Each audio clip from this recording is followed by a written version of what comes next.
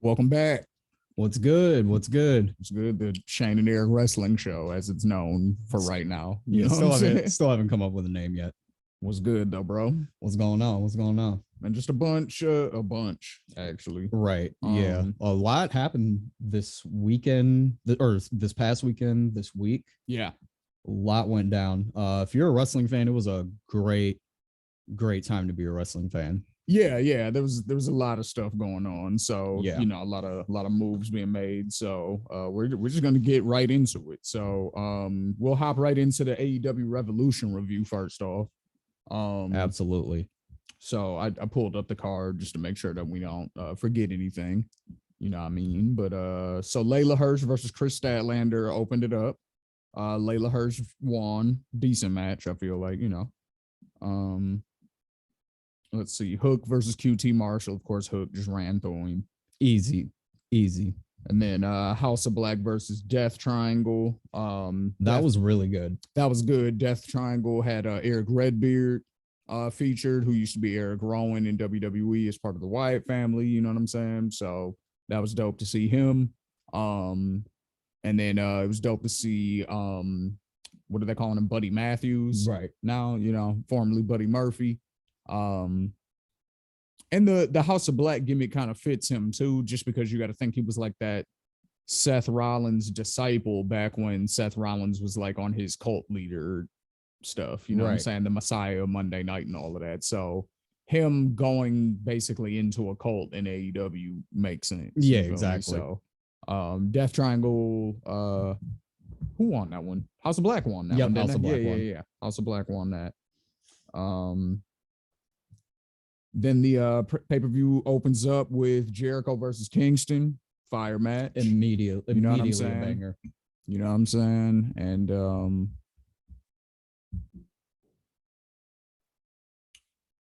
Jericho versus Kingston. Banger of a match. They just hit each other so hard. Like they were laying in them shots. Yeah. Big time. Surprisingly, Kingston got the win. Yeah, I mean, but it makes sense though. You know what I'm saying? It makes sense. You know, he's like one of those workhorse type dudes where he's been working hard for a long time. You know what I'm saying? Putting in his grind. He organically, people like him. You know what I'm saying? He like represents the common man. So this was a good one to give him. Right. You know what I'm saying? Jericho kind of was trying to sun him the whole time, and he basically proved him wrong. You know what I mean? And then as a result of that, he basically was able to you know, earn his respect and all of that stuff. Exactly. But he didn't shake his hand at the end. Did not shake his hand at the end. You know, ended up playing out on Dynamite on Wednesday. You know what I'm saying? AEW tag belts, Jurassic Express versus Red Dragon versus the Young Bucks. It was crazy the whole time. It was fire. Yeah, complete mayhem. Just complete mayhem. You already knew Red Dragon and the Young Bucks, their tension was eventually gonna cause an issue. Yeah, they teamed up for a little bit. They got on the same page for a little bit. They were teaming up on Jungle Boy for a little bit, but then someone went for the cover. And then once they went for the cover, one team broke it up, and that's where the friction came in. It was basically a wrap after that. Exactly. Yeah. So yeah, Jurassic Express win that one. Dope match. Then we had the ladder match. We had Keith Lee versus Orange Cassidy versus Powerhouse Hobbs versus Ricky Starks versus Wardlow versus Christian Cage, which was a banger also. You know what I'm saying? I thought they were going to go with Keith Lee, but Wardlow ended up winning, which also still makes sense. You know what I'm saying? Because they've been building Wardlow up for a long time too. So, you know. Everybody looked great in that match. Everybody looked good. Hell yeah. Orange Cassidy got hurt. Yeah, he did. You know, wish him a speedy recovery. I think he hurt his shoulder, but he ate, you know what I'm saying? He walked out on Dynamite and all of that. He had the sling on, but he cool, you know what I'm saying? Exactly. It's not like a career threatening injury or nothing like that. So there was that one spot where Ricky Starks, the back of his neck on the ladder. My god, man, that spot looked rough. That one, and then Wardlow pushing Keith Lee and Powerhouse Hobbs off the stage. Yeah, that was also very epic. Yep. And it looked rough too. It looked rough. You know what I'm saying? The landing. So. A lot of rough spots. Yeah. A lot of hard hitting spots. Then we had Jade Cargill versus Ty Conti. We kind of knew where this was going to go. We knew who was going to win, but it was a good match, though. It was a good match. It made Ty Conti look good. It made Jade look good. Jade's getting better every match. Ty Conti's getting better every match. So, you know what I'm saying? I like what they're doing. Yeah, I like what too. they're doing. CM Punk versus MJF. Super banger. You know what I mean? Yeah, this was just one of those like classic wrestling matches. And like, it was personal, like it was like everything was nice. And then the ending just made it so sweet when Wardlow came out. Icing on top of the cake, right there. Because, you know, basically MJF, it was like, all right, I'm desperate. Let me call out my henchman. He calls out Wardlow. Let me get the ring. Wardlow pretends he can't find the ring. CM Punk, you know, basically hits MJF with a move, you know what I'm saying? Hit him with the GTS. And then Wardlow is like, oh, here go the ring. And then he leaves it for CM Punk. So, you know, he basically finally cut his ties, which is probably going to come up later. Of course, it's going to come up later. And CM Punk got the win. But CM Punk got the win, though. So, yeah. Very much deserved. So now they're going to split the CM Punk MJF story. Now, you know what I'm saying? CM Punk can move on and beef with somebody else. MJF, obviously, is going to be beefing with Wardlow going forward. So, we had Britt Baker versus Thunder Rosa, and shockingly to me, Britt Baker retained. Yeah, I was also shocked. Now I kind of get it though. They're giving Thunder Rosa her win, most likely in her hometown next week and during the cage match. Yeah. So, you know what I'm saying? I understand it. You but get at the interference out of there. Yeah. Like that's an old school wrestling trope. Like you have the bad guy, you know, cheat to win, have his homies help, or in this case, her homies help. Right. You know what I'm saying? And then you use the steel cage to actually keep everybody out. Like that's the same thing they did with the Lucha Brothers versus the Young Bucks. That's why they had the tag match, remember? Yeah. So yeah, same idea. So, but banger again, you know what I mean? Like basically every match on the card was good. So that's the thing. Yeah, the crowd was a little deflated after the CM Punk MJF match, but they got into it by the end and it was still a really solid match. So. Yeah. But it was just predictable. Like once you started to see what was going on, you're like, oh, they are going to do the same thing again. Okay. Right. So. Oh, also that new belt looks great. The new belt is phenomenal. Yeah, I do love that new belt. Way better than the old one. Because, the old one, it was so small. Like, you know, it was a nice belt, but it was really small, though. So the new one looks really nice. It's dope. So. Has a lot more prestige to it. Yeah. John Moxley versus Bryan Danielson. Started off on some super wrestling shit. Yeah, they were super technical for like the first 5 minutes about. Yeah. And then they got into just a brawl. It was like they covered every area of wrestling in this match. Like, and they highlighted each other's strengths to the maximum. Like it was so good. Yep, they got into the brawl. Then the submissions started flowing, and so then Bryan Danielson gets his submission on John Moxley. John Moxley reverses it into a roll up, pins his shoulders down, gets the win. Neither of them was satisfied with how they got the win though, so they end up deciding to just keep scrapping after the bell. And out comes William Regal at this point. Man, y'all should have seen Shane. He lost his mind.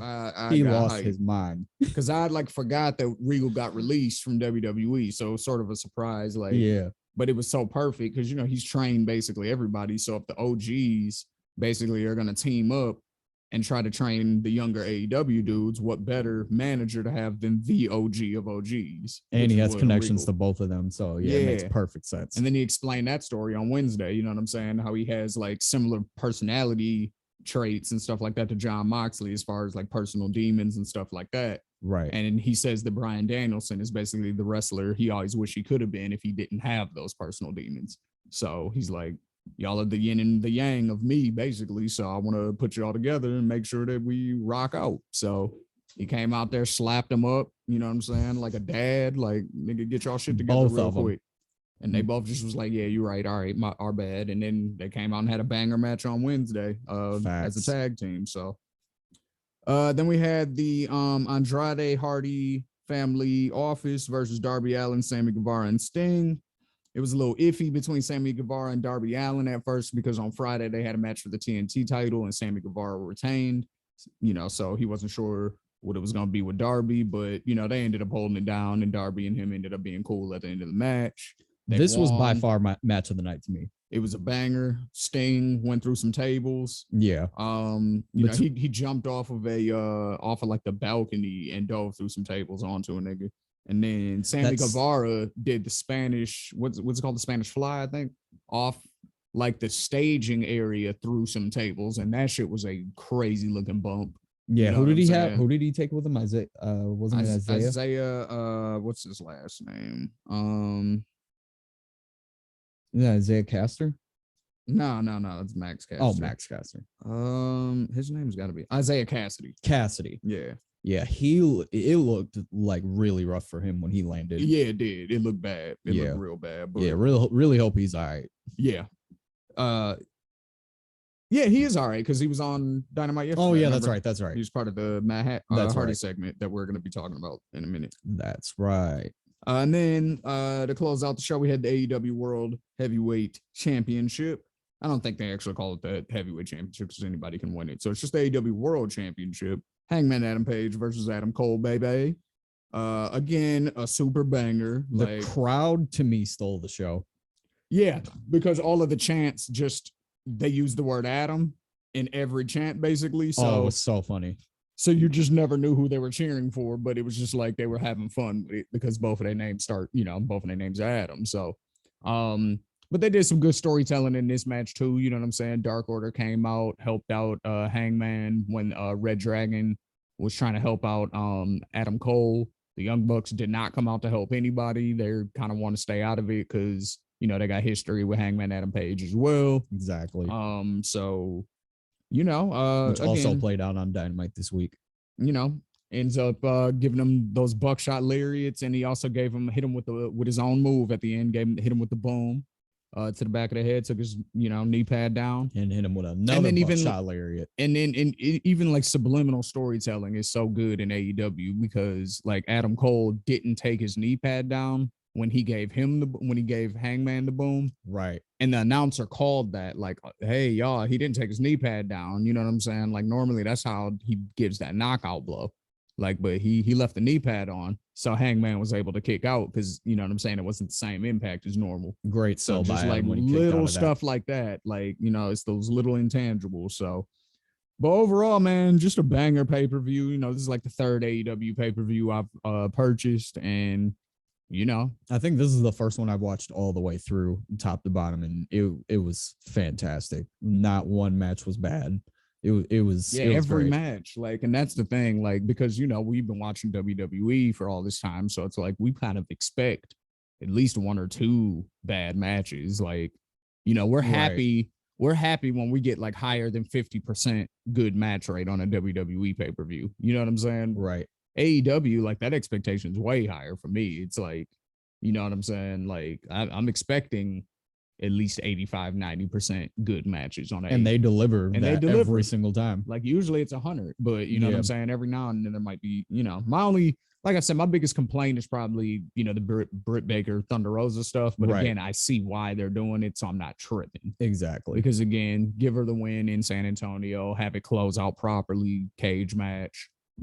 I'm cool with that. You know what I'm saying? They could have did that at the pay-per-view and that would have been, but it wouldn't have been in their hometown then. Right. So I understand, you know what I'm saying? But moving on to Wednesday though. So Dynamite was, if you thought the pay-per-view was lit, Dynamite was just like, no, we're gonna keep this ball rolling. Yeah, just keeping it rolling, So basically what happened with them, so we'll start with the Bryan Danielson, Jon Moxley. So they came out, Regal comes out with them, you know what I mean? They have a tag team match, win they match. And then Regal cuts like this passionate speech afterwards, you know what I'm saying? He's thanking Tony Schiavone. He's like tearing up a little bit. It was deep. And so he ends up basically, like I said, explaining, why he decided to step in, after Bryan Danielson, wanted to be a team with Jon Moxley or whatever, you know what I'm saying? He basically advised why he came to AEW and stepped in to be their mentor or whatever again. And it's because of all the history, you know what I'm saying, that he had with them. And he said that Bryan Danielson just used to always big him up and give him props and stuff like that. So Yeah, they were getting emotional up there. Yeah, you know what I mean? And it was real. They really let Regal like get his shit off. Like they let him talk for a while. Yeah, they did. They did. It was dope. Yeah. But yeah, so you know what I'm saying? He basically said, you know, if you step up, you're gonna get stepped on. And he dropped the mic, which was hard. Like, so super, you know hard. what I'm saying? They're about to go crazy. I'm excited to see what they do. And then Matt Hardy had Isaiah Cassidy and them, you know, on his side. He was out there with Andrade. Andrade basically said, yo, you're a bad leader. We want to vote you out of the business, essentially. You know what I'm saying? And so he ain't do it. Like everybody voted him out. At first, his homies like raised their hands, thumbs up. Yeah, you know, but then when he turned his back, they put their thumbs down. You know what I'm saying? So then when that happened, then everybody started jumping him. Sting and Darby Allin come out. They try to help him out, but they're still outnumbered. That was the swerve. It's like 5-3 at this point. Then all of a sudden, Jeff Hardy's music hits. Everybody starts going crazy. He hits the stage. Dance. He starts doing the dance, which is hilarious because you got to think his brother's getting jumped in the ring. And he's just on the ramp. He hit his dancing. Dance, hit the Jeff Hardy dance first, and then ran to the ring to start helping out. You know what I'm saying? But it's all good. You know, exactly. We knew you was excited, bro. Like, we ain't come. Yep. Both the brothers got both their moves off. Yep. You know what I'm saying? They got emotional too. Jeff Hardy and Sting had a little moment of acknowledgement, which is dope. You know, because if you know the TNA story behind Jeff Hardy back when he was really, you know what I'm saying, kind of going through his demons and all of that, Sting and him was supposed to have a match for the world title. And, you know what I'm saying, you know that story if you follow wrestling. Well, I'll go on and tell the story, you know, just because we're here. And a lot of you may not know that story. But basically what happened was Jeff Hardy, he was an addict. He was an addict who was not in the recovery process at the time. You know what I'm saying? He was actively doing his drugs. So when he was supposed to have a match against Sting, but he showed up. It was at a pay-per-view, and it was for the world title.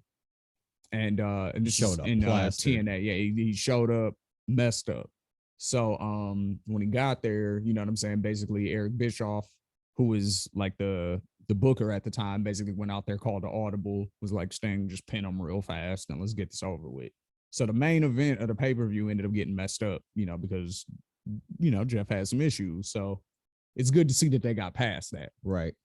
You know, Darby Allin was looking at Jeff in awe. Like he was staring at him like, yeah, like, because you know that's his idol. Like, he's almost a combination of Jeff Hardy and CM Punk. For sure. Like, he is a combination of and Sting. Like, blend those three and that's Darby Allin. Yeah. You know what I'm saying? So the fact that he got off with CM Punk first, and then now it seems like he's going to be able to, you know, probably have a match with Jeff Hardy or team with him.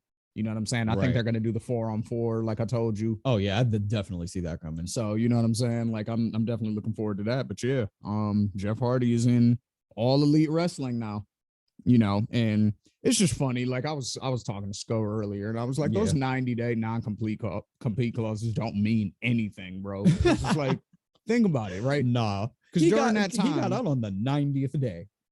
Exactly. Like, who signs a contract to a new company on the exact day that they're not, or that they're out of the other clause? Right. You feel me? So there's so much money involved in that. You see, so you're trying to tell me you had no discussions with Tony Khan at all for the whole time. That's insane. No, yes, you did. You definitely talked to him. You were talking. Either that or you use Matt as your liaison, which is okay. Like, it's the same thing, man. Like, you're still, you know what I'm saying? Right. And it's like, that's your brother. So it's like, why wouldn't you use that? Yeah.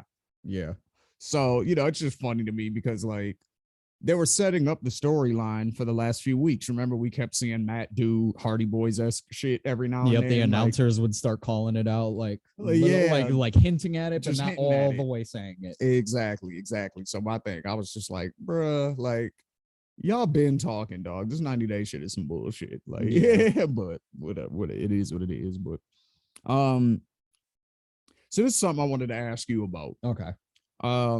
Who are your favorite, like, stables in wrestling? And for those who don't know what a stable is in wrestling, it's basically like a crew. You know what I'm saying? So, like, yeah, you know, a bunch of people who associate with each other, have a name, you know what I'm saying? That type of stuff. Like, that's what we would consider to be a a stable. Right. So I think for me, my favorite stable of all time probably is D-Generation X. okay, which version? The version from like the late 90s going into the early 2000s. Oh, okay. So like the X-Pac New Age Outlaws version. Right. Okay, got Right. you. Exactly. Got you. Yeah, so I just think DX was my favorite purely because of their comedic humor. Okay.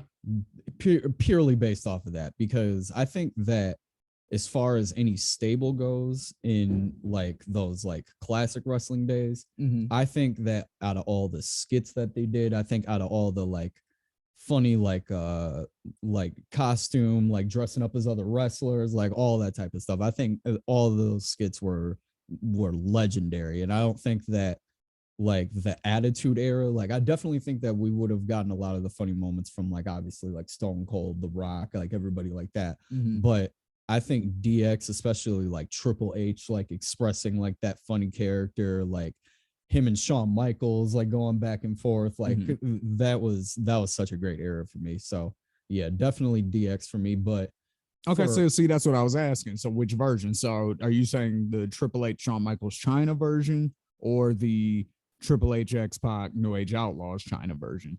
Triple H and Shawn Michaels. Okay. Yeah, because I think that they kind of laid the foundation for what the new crew in DX will be. Okay. You know what I'm saying? Gotcha. Like I definitely think that they still had legendary moments, but I think those early stages when they were like both heels, oh, that was the best for me. Yeah, I enjoyed that a lot too. I do feel like the 5-man DX crew though, they had a stronger run because I definitely think they had a stronger run too. Yeah, I feel like they had a stronger run, but yeah, I do agree with you that I probably like looking back, I probably like the early Shawn Michaels Triple H stuff, like almost before they was calling themselves DX, like right when they was just hanging out and just making problems for the Hart Foundation and stuff, like that was kind of dope. So yeah, it was.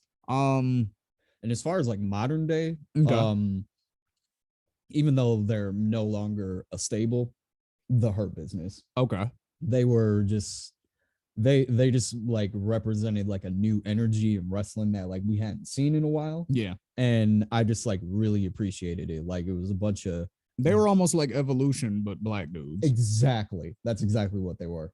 Or what would be the AEW the Pinnacle? Yeah, you know what I'm saying? Like how they are with their suits and you know what I'm saying, exactly, that type of stuff. I thought MVP was their perfect manager. I thought when they were all holding gold, like it just like the image of it was just such a dope image to see. So even though they're no longer a stable, unfortunately, I still hold them to a high regard for the run that they did have. Definitely. Yes, mine probably back in the day. I almost want to cop out and just say the Click rather than, but that's not really a stable, so that's not fair. I'm not going to do that, but I want to, because here's why I want to do that, because I feel like I like the Wolf Pack part of NWO. Like I don't necessarily like the entire NWO. You know what I'm saying? Because there's too many people, but I like the Wolf Pack, which is, you know, the main guys: Hogan, Nash, Scott Hall, X-Pac, or Six at the time, but well, X-Pac. You know what I'm saying? Yeah. Like that group, like that's who I like in NWO. Like the OGs of NWO, basically. Like the original, like 6 or 7 members, pretty much. Like that's pretty much who I'm rocking with. Like outside of that, it got convoluted. Yeah. And I'll even throw Bischoff in there because that was important. Bischoff being there, I feel like that was an important character change type of thing. So I'll throw Bischoff in there too. Okay. But then I value them, like, and I put them up against DX, and like DX, I like all of them, right, in all of their various forms, whether it was Shawn, you know what I'm saying, Triple H in China, or whether it was the 5-man version, you know what I'm saying. So yeah, you really can't go wrong picking either. Or I just I guess I'm gonna have to go. I guess I'm gonna have to go NWO only because the DX did have like two versions, whereas the Wolfpack, for the most part, stuck together until like that last year when it just got crazy and they were just breaking them up and putting them together and finger poking doom and all that stuff. Like, like by the time it got there, it was already too late. But pretty much prior to that, when it was like the main core dudes who was like just making problems for everybody in WCW, that was dope. Right. So, I'd probably go and then modern day Bullet Club / the Elite. Yeah, I love everything that those guys do. Yeah. Because the Bullet Club's, it's a tricky thing, right? Because there's a lot of them too. There's a lot of them, but here's the thing about it, right? Like there's different factions of it. There's the American faction and then the Japanese faction. So but it's recognized in New Japan and Impact as the Bullet Club. Right. But then, so a lot of times what they'll do is when guys are about to leave a company, you know what I'm saying, and go to WWE like they did with AJ Styles and like they did with Finn Balor, basically what they'll do is they'll kick them out of the Bullet Club and then they'll come to WWE, you know what I'm saying? Right. Gallows and Anderson, I think they might have did that with them too. Yeah. But then when they'll come to WWE, they'll do like a different version of the Bullet Club. They'll call them the original club or they'll call them the Balor Club and stuff like that. So it's like, okay, so they're still like acknowledging that these guys are in the Bullet Club. Right. Even if they're not really saying it. Yeah. But if you go to but if you're following kayfabe, they got kicked out of the Bullet Club technically, right? But they still rep it. So it's like, it's a weird thing. It's like, it's one of those weird, like you're in forever, even if you're not that's where it gets a little messy. So when it gets messy like that, you almost have to consider everybody in the Elite, the Bullet Club still too. So that's why I say the Bullet Club / the Elite, because I kind of consider them all Bullet Clubs too. Yeah. You know what I'm saying? Because that's what I was going to ask you next. Like, in that instance, would you still consider Finn Balor and AJ Styles part of the Bullet Club? I mean, basically, because when it was Gallows, Anderson, and AJ Styles, they called themselves the original club. Yeah. Why? You know what I'm saying? Yeah, which is like a flip off of that. So yeah, all the shirts, all the merchandise, it looked like Bullet Club shirts, and everything. So, and then with Finn Balor, the Balor Club, same thing. They had the shirts looking just like it, and it was him and Gallows and Anderson. So it's like it was all Bullet Club guys. So and I'm sure they gave them some type of like, oh yeah, well, like we cool with that. Go ahead and do that. Well, Finn Balor started the Bullet Club, so you know what I'm saying? Like, what are they realistically going to say, to him? I mean, granted, it's business and it's copyrights and all that stuff, but just on some respect shit, they're probably not going to bother the guy who created the whole thing. So, yeah, exactly. You know what I mean? And then, with the Elite, it's sort of the same deal. Like they, and they're starting to overtly mention Bullet Club now that since Jay White has started making appearances at AEW. Now the guys in the Elite are starting to overtly mention the fact that, when you Bullet Club for life and stuff like that. That's true. So if that's the case, Hangman Adam Page is still Bullet Club. Kenny Omega, you know what I'm saying? The Young Bucks, Adam Cole, you know what I mean? Yeah. Not Red Dragon. I don't think they were ever Bullet Club, but you know what I'm saying? Yeah. But they're sort of in the Elite in a weird way. They're affiliated enough. Yeah. So it's like you can kind of throw them in the mix too. And I like what they got going. So exactly. That would be my favorite modern day stable. Mm-hmm, definitely. In WWE, I guess you kind of have to go with the Bloodline. Yeah. I mean, they're an underrated stable if you want to really put it on paper. They've had the gold for how long? Like the tag belts and the world title, or the universal title, which is a world title. So I mean, how it took Roman how long to get the Usos back rocking after he had after he officially got the championship? What, like maybe it was like a year, I want to say. Maybe a year or so. Because no. After he got the belt, it was like, I don't know, maybe 6 months, something like that. Because remember, it was him and Jey Uso. Yeah, because he had to build Jey Uso up, and then once he built him up, then Jimmy came back, and then they were like flirting with doing that again with him, right? But then he kind of just got himself right quicker. You know what I'm saying? Yeah, they just been rocking ever since, pretty much. So yeah, because it didn't take them long to win the tag belts after they got back all the way good. That's what I mean. Yeah. All right. Who are your top 5 male and female wrestlers in AEW? All right. I wrote this down, so a little more prepared this time. Okay. All right. So I will go top 5 women first. Okay. My number 5 is Chris Statlander. Nice. Number 4 is Britt Baker. Okay. Number 3 is Ty Conte. Okay. Number 2 is Thunder Rosa. Okay. And number 1 is Jade Cargill. I have the exact same list as you. It's just slightly in a different order. Really? Okay, give me yours. So my number 1 is Ty Conti. Number 2 is Jade Cargill. Number 3 is Thunder Rosa. Number 4 is Britt Baker. Number 5 is Chris Statlander. Also, we both, our 4 and our 5 are the exact same. Our 4 and our 5 are the same. Just our top 3 are slightly different. And the only reason for me is because Ty Conti, like I said, I just like MMA chicks, like, and she's a black belt jujitsu, and Right. that's very obvious in her wrestling style. Exactly. Like I said, like the reason I watch wrestling, like aside from the storytelling aspect of it, like obviously that's, you know what I'm saying. But as far as the in-ring work, I like the main things that I like are athleticism and realism. I completely agree. You see what I'm saying? Like, I know it's sports entertainment and it's like they're, you know what I'm saying? Like it's a controlled environment. I'll put it like that. I don't like calling it fake. It's a controlled environment, right? So I'm aware of that. Right.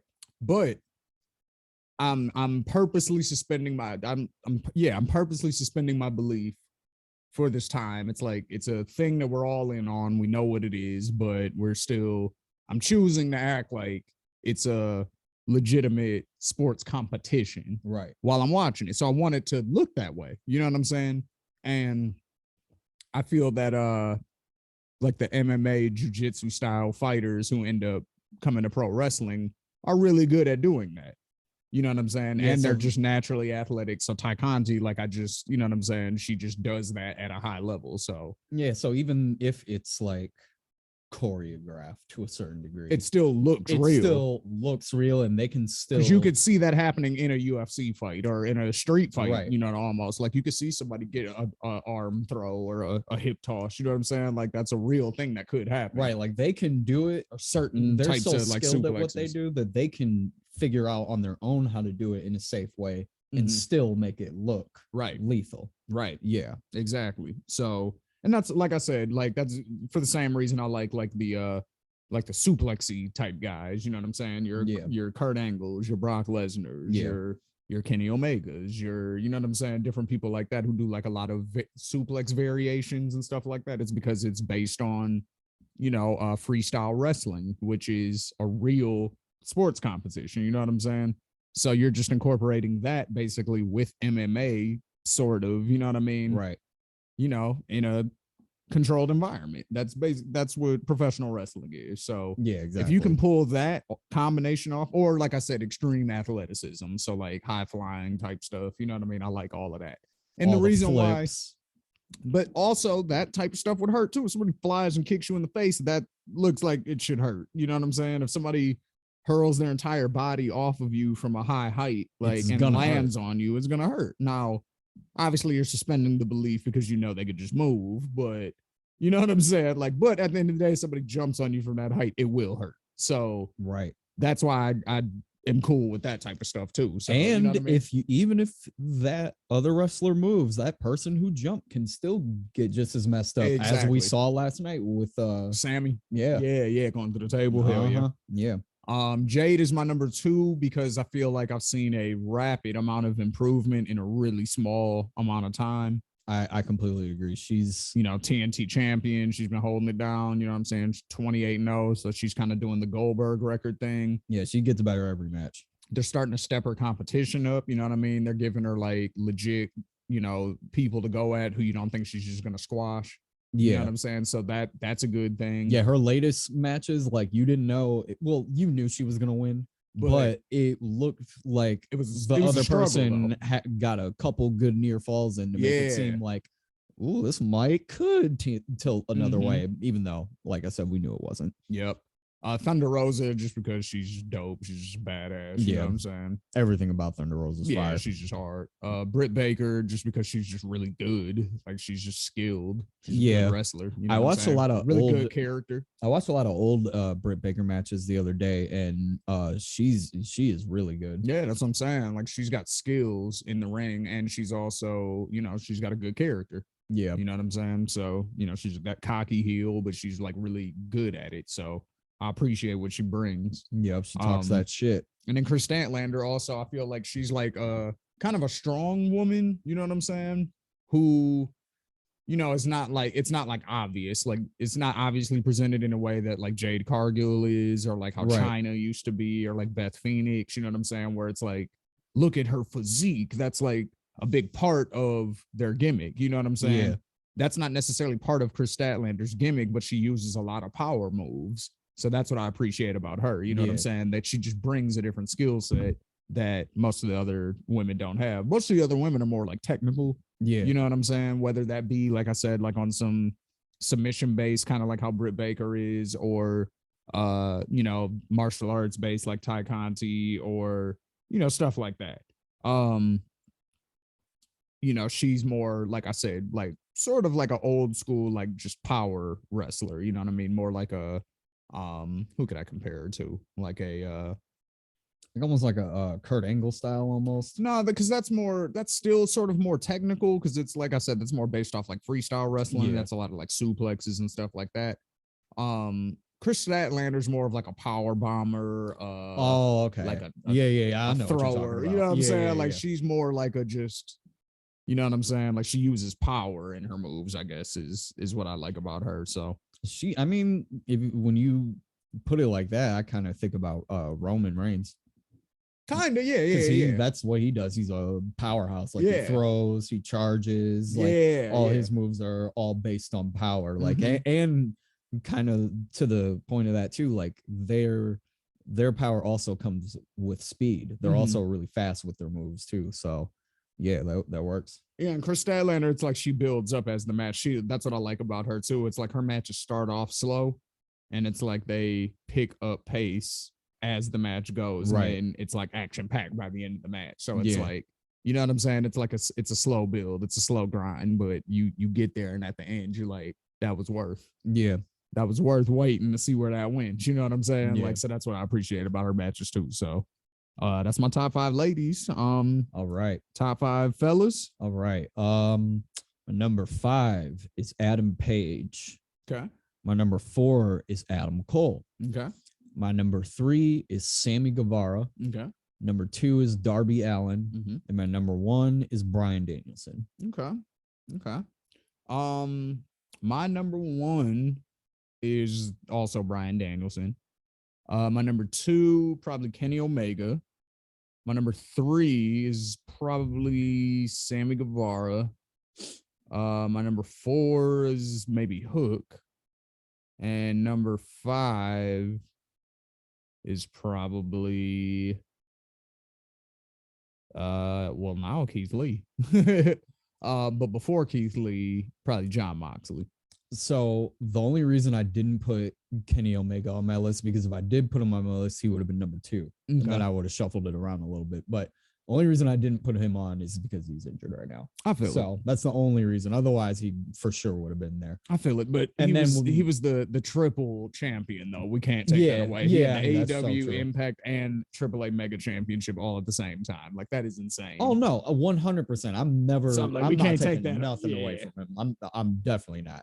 I'm just. I more so did this more so as like a active, like they're current, actively wrestling right now. I got you. Yeah, but like I said, if he was actively wrestling right now, he easily would be my number 2 spot. Yeah, I'm not mad at that at all. And with Keith Lee, the only reason I didn't put him on is because he just got in. Yeah, I was like, I'm gonna give him a little bit more time, but that's why I say he hasn't done enough yet. That's why I was like, I want to give it to Keith Lee, but I'm not. I'm not gonna cheat. But I fuck with Keith Lee though. Oh yeah, for sure. Definitely. All right. So it is that time for the Platinum Maxcaster bar breakdown of the week. Yeah, I actually missed this, so this is going to be my first time hearing it. Let's get it. Listen, y'all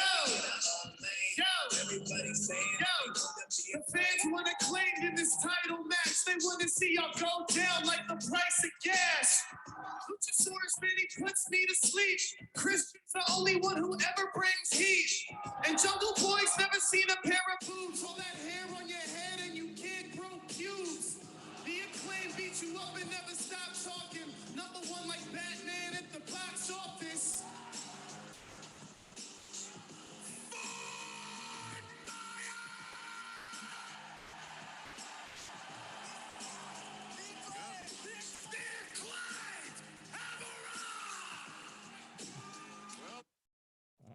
Yeah, that was another great set of bars from the one and only Max Caster. Yeah, I don't know if they're great. Okay, so I don't know if they're great. I really like the gas price line. Yeah, I like the gas price line. That was good. hard. That was hard. Maybe you can explain to me where the Christian's the only one who ever brings heat line. I didn't really get it. But I feel like there is a metaphor there. There's we're just not something there. seeing, and we just not getting Yeah, I was that. like, I just didn't catch that. So Yeah, maybe I y'all, might have somebody to- in the yeah. audience help us out. You know what I'm saying? Maybe that's why I didn't feel as passionately about that one. Might You know have what to I'm look saying? that one up. I gotta look that one up. So It might be fire, and we just don't know. exactly. So that one I'm a reserve judgment on. You've never seen a pair of boobs. You can grow all that hair on your head, but can't grow pubes. That's funny. You know what I'm saying? So I'm gonna give him that one. And then the Batman at the box office, that was hard. Yeah. So that was just a hard line. Yeah. You know what I mean? So It wasn't as good as last week's, Yeah. but it was still solid. yeah, solid for sure. We're gonna for give sure. we're gonna give it a solid. Yeah, it was solid. I'm gonna give it like what I give last week, a 8.5. Yeah, I would give this one like This maybe like week, a 7. I was gonna go like 7.8. Okay. You know, like a 7.8, 7.7, somewhere in there. Like, I'll like a little better than 7.5, but not quite a 8. right. But not quite a 8. That's where I Right. that's how I feel. Yeah. And now, if that Christian Heat bar ends up being fire, Then that bumps it up. then we might have to bump this up. Yeah. So I just gotta look into what that metaphor is. Yeah, we'll come back to means a y'all little on bit that more. one. All right. So, all right. Last thing that we're gonna do this week is I'm going to give my brother a wrestler, and starting from today, he's got to book the next 6 months. Freestyle. He has had no time to prepare. So this is just going off of, what's going on right now and, his current level of creativity. And then he's going to do the same for me. You All ready? right. Yeah, I'm ready. Let's go. All right. I'm going to give you a relatively easy one this week. Okay.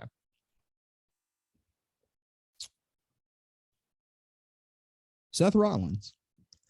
Seth Rollins. All right. Okay. Am I allowed to bring in certain people that haven't been confirmed yet for WWE? If they're a free agent, I don't see why you can't bring them in. All right, then let's go. All right, so Seth Rollins currently has no WrestleMania plans. So That's correct. Today's March 10th. Yeah, today is March 10th. So and WrestleMania is what, like the first weekend of April? yes. Okay. Yes. So yeah, Seth Rollins It's a currently 2-night event as well. right. So he currently has no WrestleMania plans. His boy KO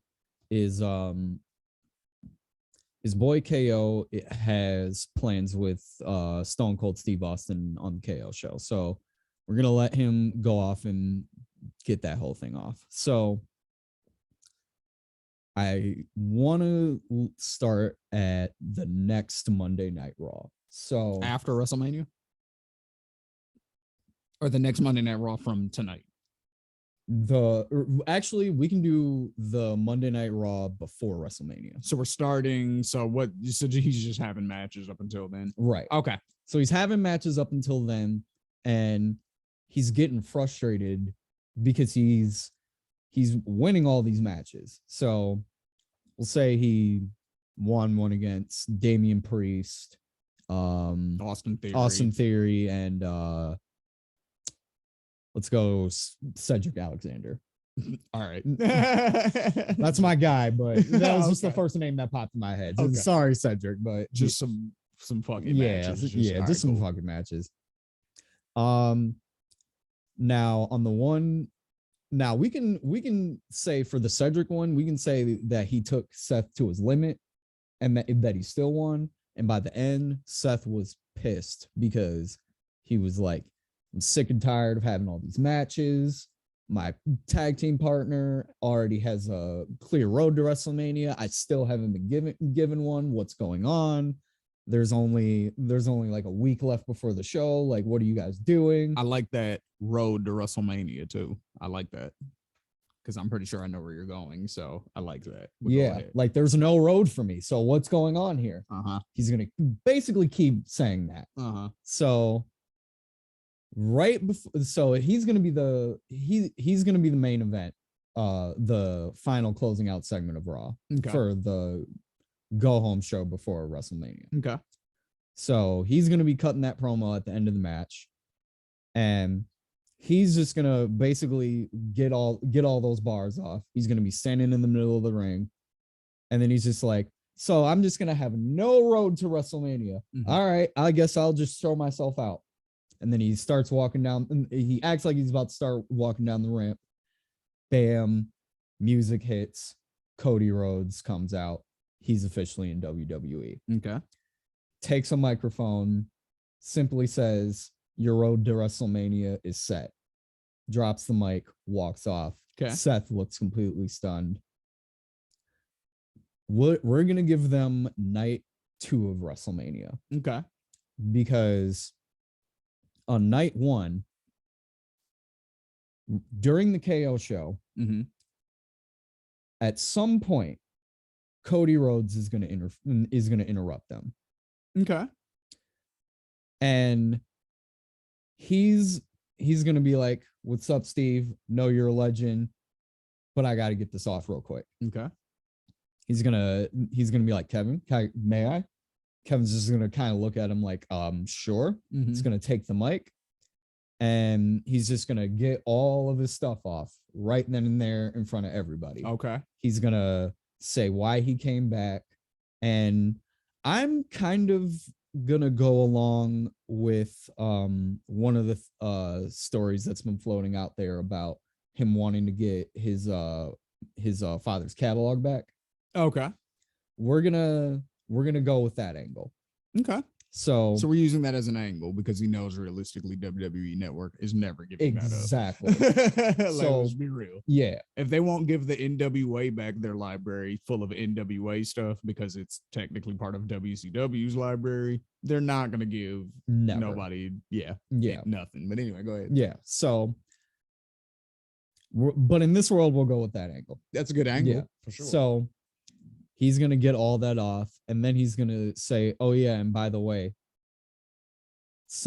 Triple H, since you can't really be the one to step in that ring, since you know it should be me and you, I'm going to make a perfect example out of your guy that you brought up."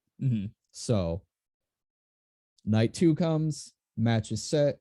Seth Rollins versus Cody Rhodes. That's a good tie-in. That's a really good tie-in, actually, to make the Seth Rollins match make sense. He's like, "I wanted to fight Triple H, but we know what's up, so I'm gonna get your boy, exactly, the guy that you trained. The guy that you had under you in the authority. You let him use your move, the pedigree, all that stuff. Exactly. Okay, yeah, okay, exactly. Okay. I like that. Good tie-in. That's so nice. We're also gonna call back to when Cody interrupted the KO show, because KO didn't like that. He ain't like that. So he remembered that from when he did it. So WrestleMania night 2 comes. Cody is about to pin Seth Rollins. Okay. And he's about to win. Interference from KO. Okay. Comes out. Big distraction. Seth Rollins hits the pedigree on Cody Rhodes. Okay. Hits the curb stop. 1, 2, 3. Seth Rollins wins. Okay. So now we can move on after WrestleMania to basically it's gonna be a back and forth for a little bit between Seth Rollins and Cody Rhodes, because they're just basically like in promos and attacking each other and stuff like that. Yeah, it's gonna be all that. And they're gonna they're basically gonna have little interference here and there from KO, but KO is like gonna be like, "Seth, like, we gotta focus on this tag team stuff," like, and that's gonna cause a little bit of turmoil between them, but not too much. Okay. This is going to cause just a little bit of tension. Just a little issue. Just a little issue, but nothing that they can't get past. Okay. At least at first. Okay. So, the beef between Seth and Cody, like, basically just keeps spilling all over the place. It keeps spilling into everybody else's business. Yeah. And now, like, the rest of the WWE locker room is basically like, all right, so what's up with Cody being here? Like, what's he really getting out of all this? And now everyone's starting to ask questions. And now this is kind of where we can start turning Seth Rollins babyface. Okay. Because Seth is kind of... So KO is going to take the heel role. He's going to take the heel role. When they're splitting. Okay. Seth is going to turn babyface, and he's going to kind of get the locker room support to really figure out like what the lowdown deal is on why Cody Rhodes is really back. Okay. So they're going to get to a final promo. What's the pay-per-view after WrestleMania usually? Backlash. So we're going to get to Backlash. And the stipulation for their match is if Seth wins, Seth gets the right to basically peer through Cody Rhodes' entire new WWE contract. Okay. And he has the authority to take out... Authority, good callback. He has the authority to take out 2 key things in there that he doesn't like. There's 2 clauses in there that he can take out, and he can put in his own 2 clauses. Okay. If Cody wins, same thing. He gets to look at Seth's contract, look at it up and down, take 2 clauses, put them in there, and then we get to Backlash. Okay. Now, they're going to be the main event because the whole WWE locker room is basically going to be, it's going to be like that old school style where like everybody in the back was like watching like one of the main events go forward. It's going to be like one of those. I like that. So everybody's going to be watching, and everybody's going to be room for Seth Rollins. And this is like basically when he's going to be the ultimate babyface. Kevin Owens is nowhere to be found. Okay. Nowhere to be found, because at this point, him and Seth are not on speaking terms. Yeah, at this point. They're like beefed out at this point. He cost him a match or something at, you know, some major title show, something like that. So something that he's gonna be mad at. So we get to Backlash, and everyone's cheering for Seth. Cody Rhodes has the upper hand during most of the match, but then, you know, Seth mounts that crazy comeback. Looks like he's about to go for a curb stomp and another pedigree. Okay. KO shows up, and KO looks like, you know what? Let's back up a little bit. Looks like he's about to go for the curb stomp and pedigree. Cody Rhodes catches him, and he pedigrees Seth Rollins. Okay. Going for the 1, 2, 3. KO comes out, and interrupts, like interferes in the match, like breaks up the pin. But it's a no DQ match, so we're not gonna call that for a DQ or anything. Okay. He breaks it up. He acts like he's about to attack Cody with Seth. He has a steel chair in hand. It looks like he's about to lay it into Cody, and then just turns around, lays it into Seth. Throws Cody the chair. Cody is just wailing on Seth Rollins at this point. Sets him up, hits him with a pedigree onto the chair. Pin, 1, 2, 3. Cody Rhodes wins. Okay. So from there, this is when Cody's power starts to kind of get it like a little, because like now he I can't really think of the 2 clauses that I would put in for Seth Rollins right now, but whatever they are, they make his life a living hell, basically. Like, let's say he can't go he can't go for a world championship shot if That's Cody what I was- Rhodes is the champion. I was hoping that you said that because that was Cody's stipulation in AEW. Yeah. Like, So if he couldn't beat a certain guy, whoever it was, yeah, he was never allowed to go for the world title again. yeah. So that would be a cool kind of callback. Yeah, so we'll do that.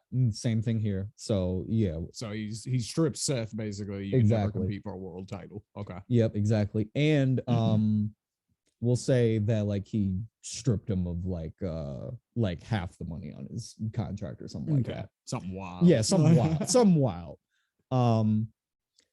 So from there, we basically go from Seth and Kevin being a team to Cody Rhodes and Kevin Owens being a team. Okay. Because Kevin Owens is gonna be like, I really didn't like that shit you did on the KO show with me and Steve Austin. But then after like I saw the reasons you came back, you wanted to do it for your family. Mm-hmm. And that's all I'm here for. That's all I do it for is my family. And I saw that, and I saw that Seth wanted to do it for selfish reasons, but not me. I'm like you. We should team up together. Yep. So then they go on the tag team tear. We're gonna get a little messy here. Okay. We're gonna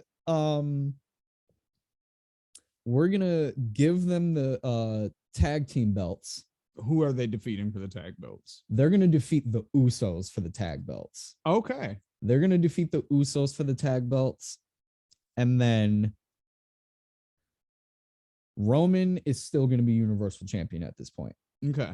So now they're both on SmackDown, and we're gonna kind of start to tease Cody versus Roman going into basically like the new year. Okay. And where's Seth during this time? Seth at this point also gets drafted to SmackDown. Okay. So he also gets drafted to SmackDown, but he's kind of floating in the singles picture, but he's kind of trying to stay out of the way as much as possible. He's just kind of observing things, but he's not really saying much. Okay. Like anytime anyone tries to talk to him, he's not really super responsive. He's just like, I'm just noticing things, and just walks off. Okay. So from there, this starts to also tease Kevin and Cody's eventual breakup, Okay. because Cody eventually is like, Roman, I want a shot at the Universal Champion. And Kevin's looking at him like, And Kevin is "Oh, looking we was at a him team, like, nigga. Why you yeah, being selfish." exactly. Like you're not doing it for the right reasons. Like I thought you were. Like you're acting just like Seth was. Yep. And then Cody is just gonna flat out turn on Kevin. Oh, okay. So he's gonna be the heel in this situation. He's just gonna flat out turn on Kevin. But they're still the tag champions. But they're still the tag champions. Got you. Okay. So we go into a SmackDown before one of the last pay-per-views before the new year.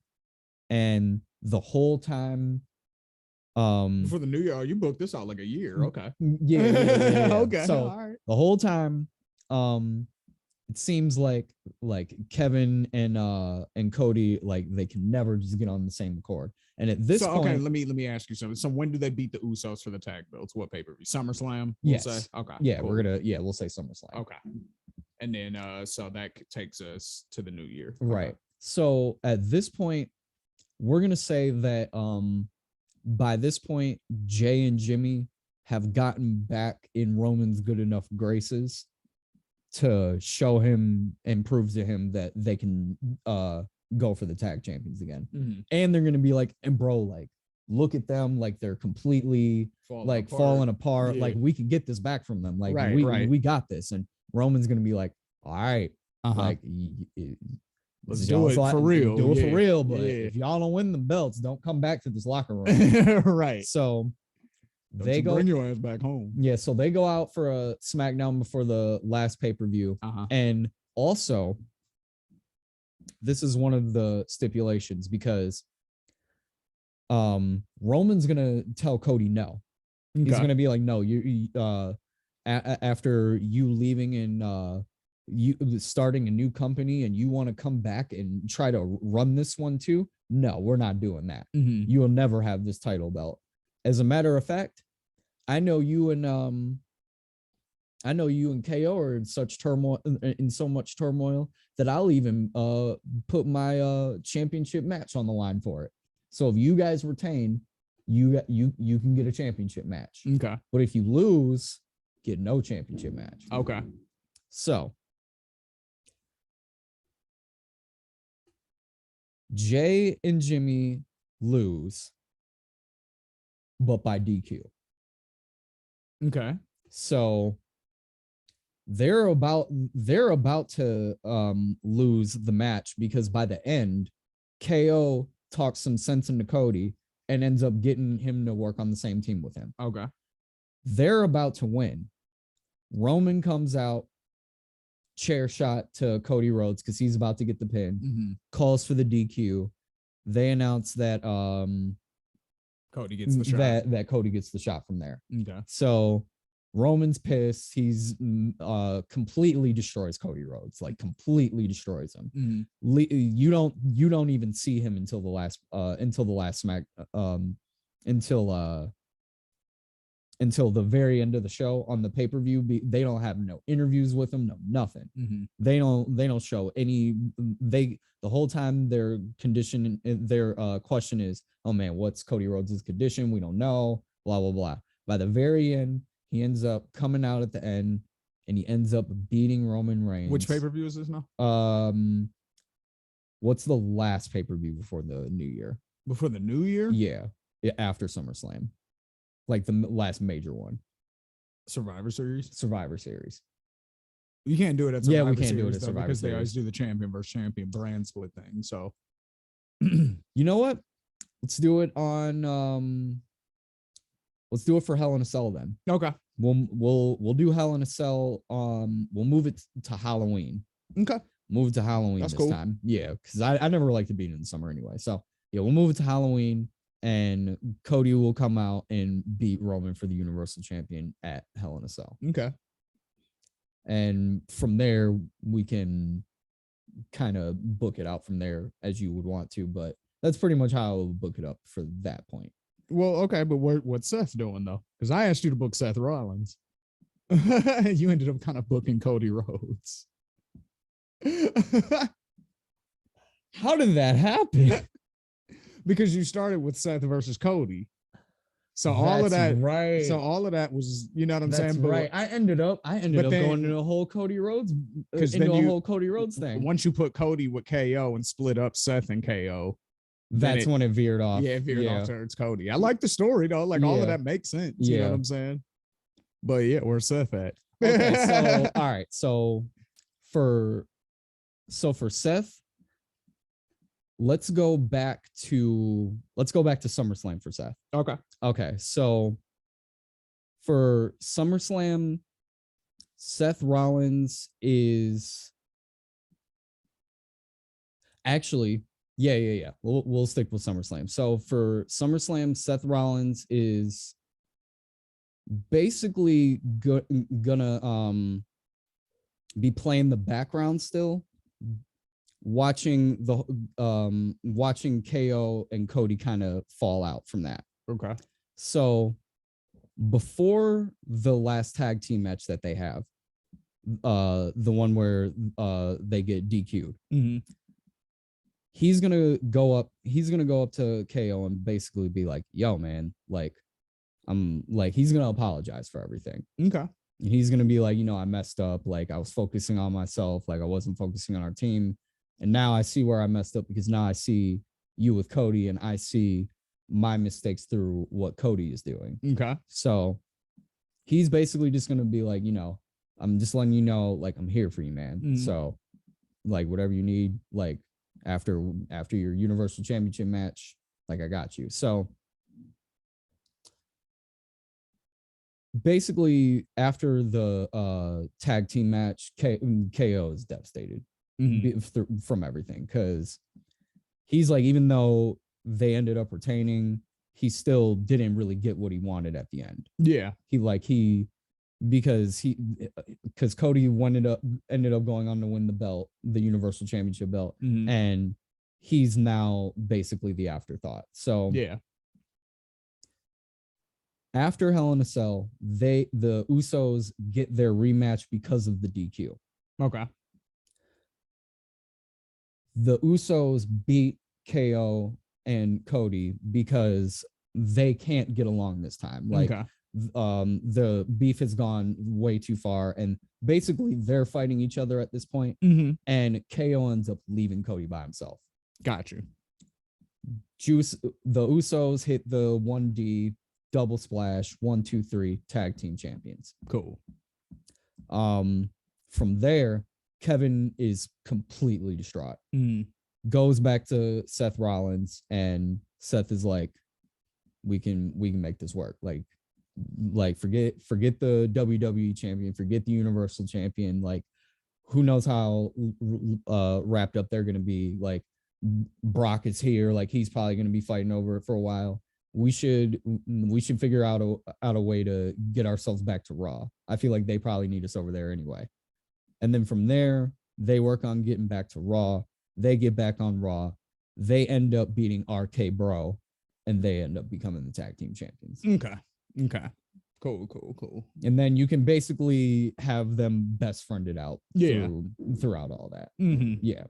Okay. All right. Yeah. I'm good with all that. I like that. All right, cool. Yeah, that I know that one was a long tangent, y'all. That I got a little too creative with that one. No, that was dope. That was dope. Yeah. Because like that was a complete story. Like I visualized all of that in my head as you were telling the story. I was like watching it. Yeah. So I just had to great. I just had to think about like a few things that like these guys were into, especially Seth when he's a babyface, because right now it's so easy to think about him as the obnoxious heel. Yeah. When he's a babyface, when he wants to be good, a really good one, he actually can sell it good. That's true. That's true. All right. Let's see. For you, I will give you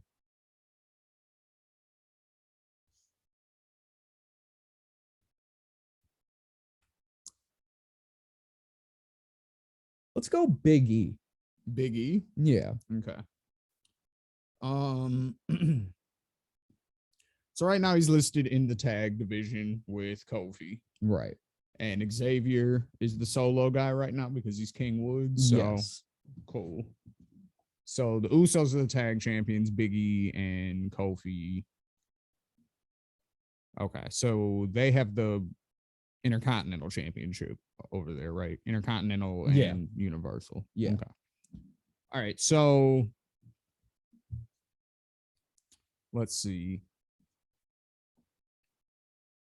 So right now, the number one contenders for the tag championships are the Viking Raiders, correct? Correct. Okay. So the Viking Raiders will fight the Usos most likely at WrestleMania, and I'm going to say they're going to lose because the Bloodline is going to retain all the belts. Yeah. So let's just throw for a fun match, a fun, respectful, just entertaining match. We'll have the Street Profits versus the New Day at WrestleMania, just because. Yeah. It's just a friendly challenge. You know what I'm saying? We know that's going to be fun.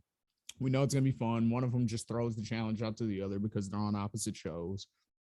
They're like, neither of us really got shit going on. You know what I'm saying? Like, let's catch a friendly fade, basically. You know what I'm saying? Street Profits is like, yeah, we with that. So they go out there, have a good match, right? So then the SmackDown after WrestleMania. Big E is basically like, I was a world champion over on Raw, and I was kind of robbed of my chance to, you know what I'm saying, really have a, a meaningful run.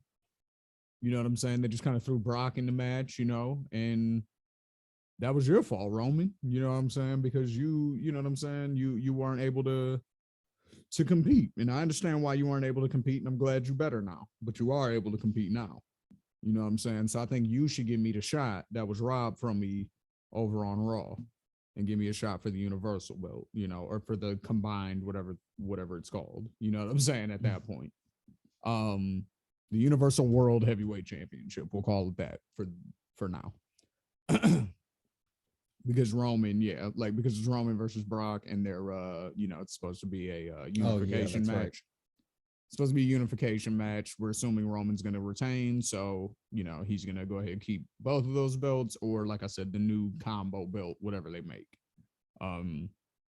We'll call it, like I said, for this story, it's called the Universal World Championship. So, that's it. So Big E basically challenges Roman Reigns, and Roman's like, nah, fam, like, SmackDown, this is different over here. Like Raw, that's one thing, but this is SmackDown, so you got to work your way up, fam. It's not, you know what I mean? It's just not that easy. You can't just walk into my ring. I'm tribal chief. You know what I mean? Who do you think you are? So Can't just walk in and say, yeah, what you doing? Like, can I have a championship shot? Yes, you may. Yeah, like what do you think this is? Like, you gotta earn your spot, fam. Whatever you was doing over there, don't have nothing to do with You're over not here. doing that. Don't have nothing to do with what's going on over here. So Big E's like, all right, like that's how we doing it. Okay, I got you. You know what I'm saying? So he basically, he takes the open challenge route. That's what he decides to do. So every week he's fighting, solo matches. Kofi's out there, rooting him on and all of that. Kofi's basically just chilling this whole time. He's not really having too many matches every now and then, but he chilling.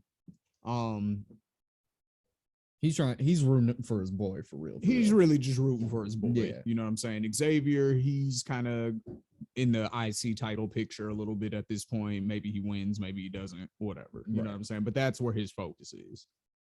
So Big E is trying to be in the world title picture, and Kofi is just trying to be there for him.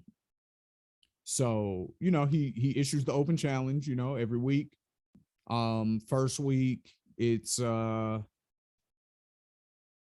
let me see on SmackDown. First week it's Shinsuke, you know what I'm saying? And they have a good, respectful match, you know what I'm saying? Shake hands at the end, it's all good. The week after is Rick Boogs. They have a slightly more competitive match, but Big E still wins. You know what I'm saying? Still all love, still respect. You know what I'm saying? No issues. Play the guitar at the end, rock out together. Yeah. Big E dances to Rick Boogs playing the guitar. You know what I'm saying? Pat McAfee gets a shot in there. He throws a guitar lick over the New Day song or something like that. It'll just be a fun, glorious time. Close out the show. Yeah. So Big E has 2 wins in a row now. You can peer to Roman somewhere in the back looking disgusted. Not yet. Okay. Not yet. All right. Roman is not paying Big E any attention right now. Okay. Because you're irrelevant to me. You came from over there. I don't even acknowledge whatever you had going on. Like, you're a newbie over here as far as you're I'm a concerned. peon. Yeah. So he's not even concerned at all about what Big E's doing. Yeah. Next week, NXT call up Braun Breaker. They have a banger of a match. Biggie loses. Biggie loses to Braun Breaker. So that sets him back a little bit. You know what I'm saying? Another open challenge next week. This one will be Dolph Ziggler, NXT champion. He beats Dolph. Challenges Dolph again, and he says, I want the belt. You know what I'm saying? I beat the champion over on NXT. I want I want the belt. Challenges Dolph, beats him the next week on SmackDown. Big E is the new NXT champion. Okay. This starts to slightly pique Roman's interest a little bit, but not for real, because he's like, you're the champion of our like little brother brand. Right. Like, you know what I mean? Like, that's not really a championship. Yeah, like, I guess. Yeah, you know what I'm saying? You got like, something. Yeah. Play with your toy over there. Like, so he's still not really taking it serious enough to, like, you know what I mean, really be paying attention or whatever. Like, because he's, and this is why I say that, because he's at some point, Roman's just cutting a promo, just basically, whoever his next opponent is, you know what I'm saying? He's just cutting a promo on him, basically talking about how great he is in comparison to all the other champions, you know what I mean? And then he names whoever there is no WWE champion at this point. He's the unified champion. So So he's downing Brock Lesnar like he was the Universal Champion, or I mean, he was the WWE Champion, and I took that and combined it, blah blah, because there is no other champion as great as me. Big E thinks he's a champion, but that's NXT. This is WWE. This is SmackDown. Like, you know what I'm saying? And then he gets into that bag, right? Right. So that's the first time he even mentions Big E in months. You know what I'm saying? Like ever since you're a nobody from when Big E first, challenged him for the belt. Yeah. So Big E's defending the NXT championship, week after week, because the open challenge is still going. So now the open challenge is for the NXT title. Right. Braun Breaker challenges him again. Big E beats him this time. Okay. And then it's just, different opponents. Some people from Raw are coming over trying to get the NXT belt. Austin Theory comes over, he loses. Finn Balor attempts it, you know what I'm saying? While he's the United States champion still. He comes over, so it's a champion versus champion match, but only the NXT belt's on the line. Big E still wins. He's just having great matches week after week with all these guys that are just coming at him trying to get the NXT belt now at this point.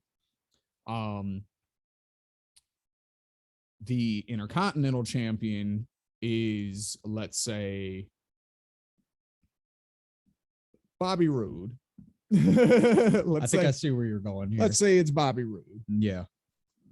Big E beats Bobby Roode for the Intercontinental Championship because Bobby Roode challenges him for the NXT belt too. And Big E agrees, but he says, but this one I want it to be because you're a SmackDown guy. Yeah. You know what I'm saying? You're a SmackDown guy. So I can take your belt. So I can challenge for that belt. So I want the Intercontinental belt. Right. So I can become two belts now. Yep. He beats Bobby Roode for the NXT or for the Intercontinental Championship. Now he's got both belts. He's defending both belts, depending on, he's basically doing what Deonna Purrazzo is doing in Impact, where because she's the Ring of Honor Women's Champion and she's the AAA Women's Champion. Yeah. Whenever she is in a title match, the person that she's defending against chooses which belt they want to fight for.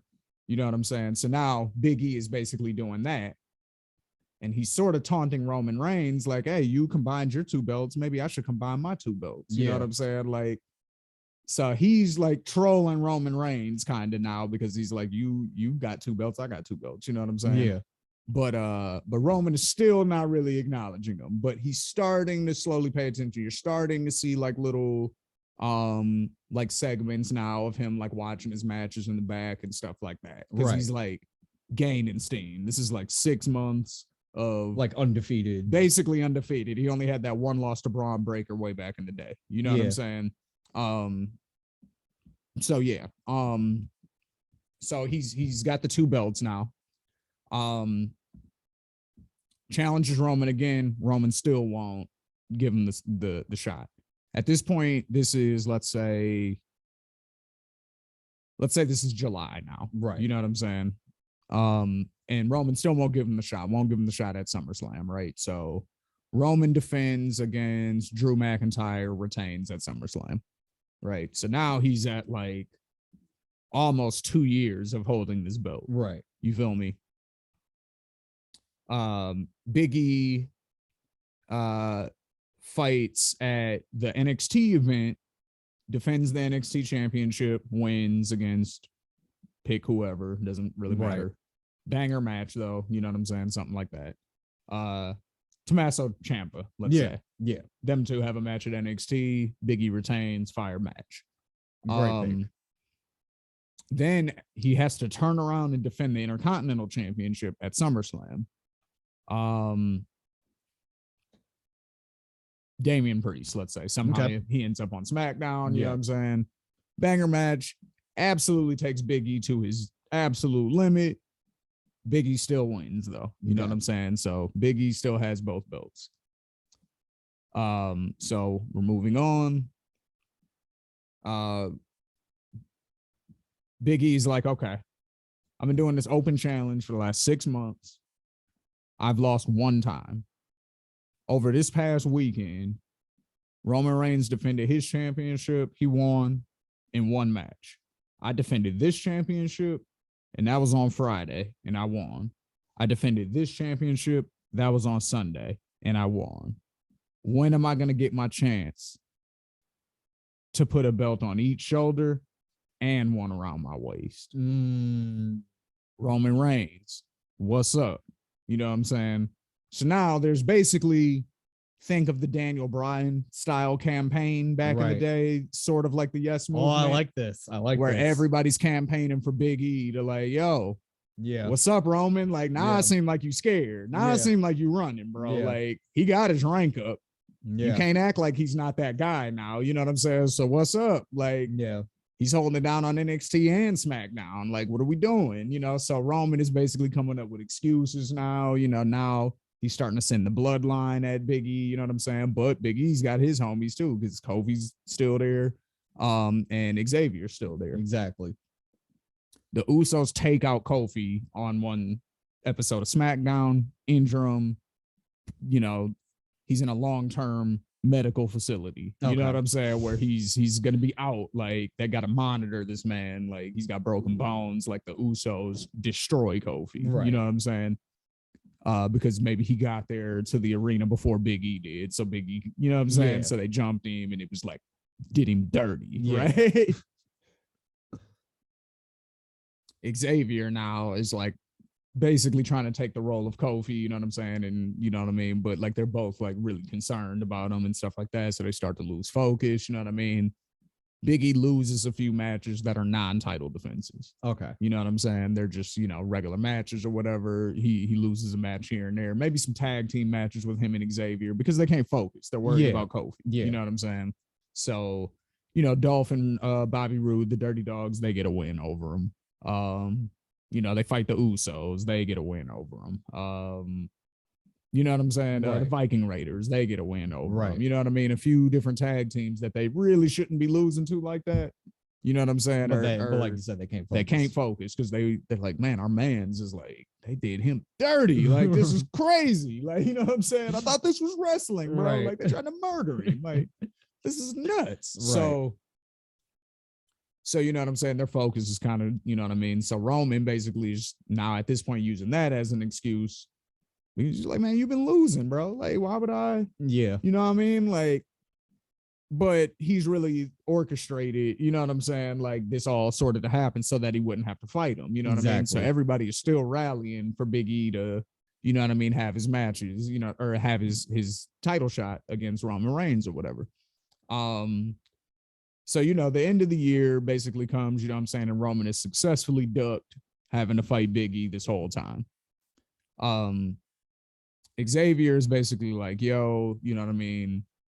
We got to figure out what's going on with Kofi because, you know, things ain't been right since, you know what I'm saying, he's been gone. Like, you know, we ain't been focused. Like, we got to just, maybe we need to fall back and, you know what I mean, wait for him to get better. Right. And then maybe, and Big E's like, nah, like, you know what I mean? We need to keep fighting, you know what I'm saying, for our brother, you know what I'm saying, until he can come back.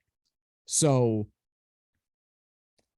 not even friction necessarily. They just go their separate ways because they disagree on how to move forward with that. Right. So it's all love. Right. Big E's like, hey, bro, I think I got to do what I got to do and stay here and try to fight through this. Right. And Xavier's like, yo, I completely understand. And I wish you the best, you know what I'm saying? But I'm going to check out for a little while, you know what I'm saying? And you know what I mean? I'm going to update you on what's going on. I'm going to update you on with him. Yeah, I'm going to call you, give you updates, all of that.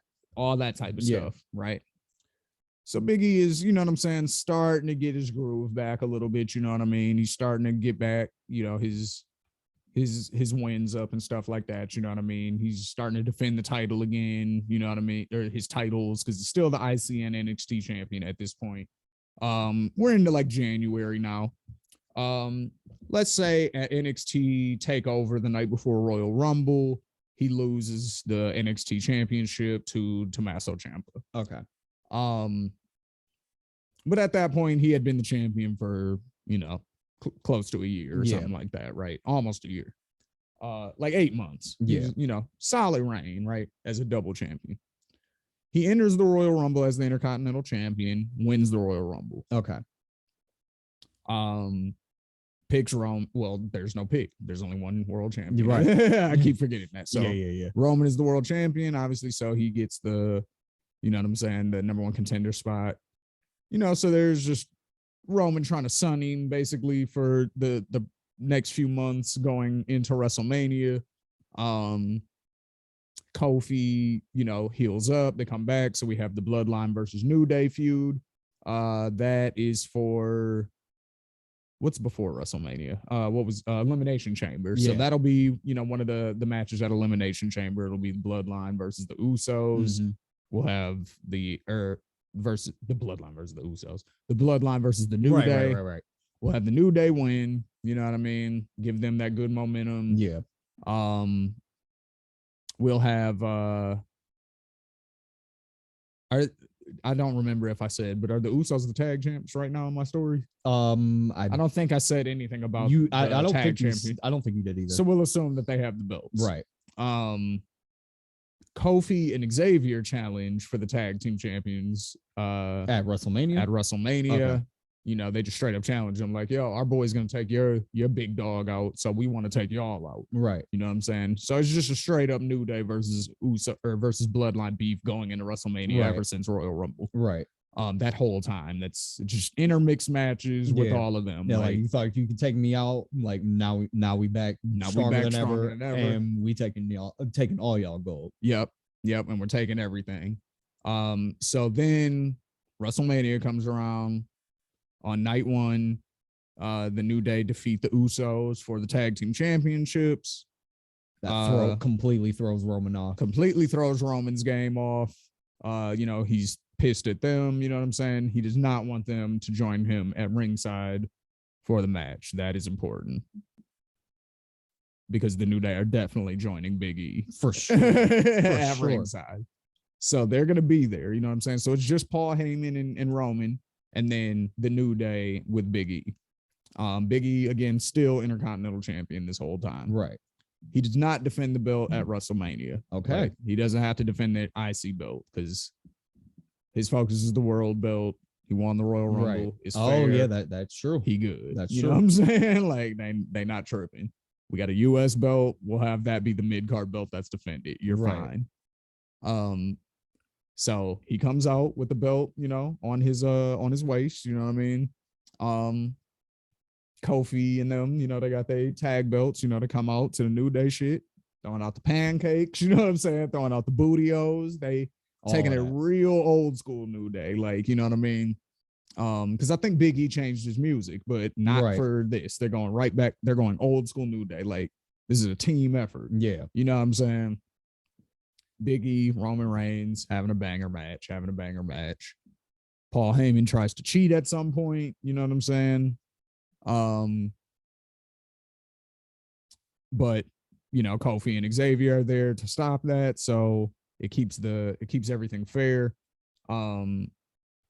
Roman tries to get the guillotine on Big E, but Big E no. So this is what we'll do. So at the end of the match, Big E tries to spear Roman, but Roman gets him in the guillotine, right? Mm-hmm. Like, and he's talking shit. You gonna use my move on me and blah blah, and he's doing all that, right?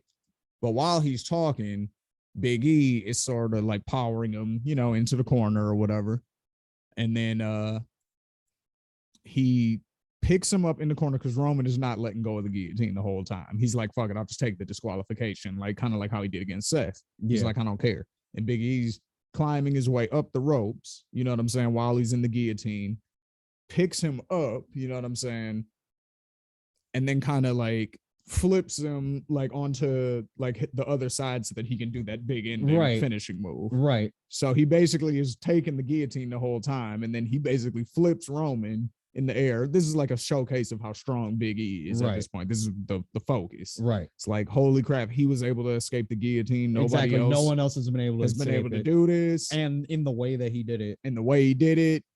Reversed it into his finisher. 1, 2, 3. Big E gets his huge WrestleMania moment. The New Day jump in there and celebrate with him. Everybody's crying. Everybody's crying. They get on the mic and they say, yo, since we're all a team, right? We're all a team. You've been the tag team champion before. We're currently the tag team champions. I know you don't have your NXT belt right now, but you still deserve this. So Kofi and Xavier put the tag belts on one shoulder. They put the IC belt on his other shoulder, and then they wrapped the world title around his waist.